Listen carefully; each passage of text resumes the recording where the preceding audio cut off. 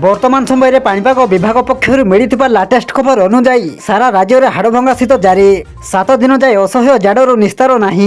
राज्य में शीतर प्रभाव जारी रही। उपकूल अपेक्षा आभ्यंतर अपेक्षाकृत शीतर प्रभाव अधिक रही। आसंता 7 दिन पर्यंत यही स्थिति जारी तापमात्रा रे विशेष परिवर्तन हेबो नहीं। राज्य में गत 2 दिन हम शीत सामान्य कम रही बेले आभ्यंतरीण ओडिशार अनेक स्थान में एबे भी तापमात्रा स्वाभाविक ठारू 2 ରୁ 3 डिग्री कम रही।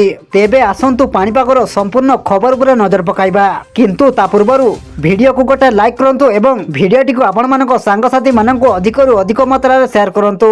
जदि हम चैनल रे आपण प्रथम थर वीडियो देखुछंती ताहले एबे ही चैनल को सब्सक्राइब करी पाखरे थिबा बेल आइकन को प्रेस करी ऑल नोटिफिकेशन को ऑन कर रखंतु जहा द्वारा आगो को पाणीपाग संबंधी लेटेस्ट अपडेट आपण माने सर्वप्रथमे पाई परिबे।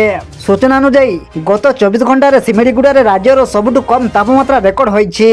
एठारे तापमात्रा 5.2 डिग्री रेकर्ड होइतिबा बेले कोरापुट रे तापमात्रा 6.5 डिग्री रेकर्ड होईछि। सेहीपरि फुलबाणी रे 7 डिग्री सह बौद्ध रे 9.5 डिग्री, झारसुगुड़ा रे 9.8 डिग्री और नवरंगपुर रे तापमात्रा 8.8 डिग्री रेकर्ड होईछि।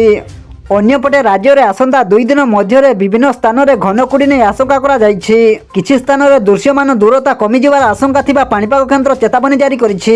बुधवार अर्थात आज राति गुरुवार सकाळ मध्य सुंदरगढ़, कोरापुट और कंधमाल घनकुड़ी नहीं पाणीपाग केन्द्र आकलन करिछि। अन्यपटे गत 24 घंटा 5टी स्थान में घनकुड़ी परिलक्षित होइतिबा बेले राउरकेला रे मात्राधिक घनकुड़ी दृश्यमान होइछि बोली पाणीपाग केन्द्र कहिछि।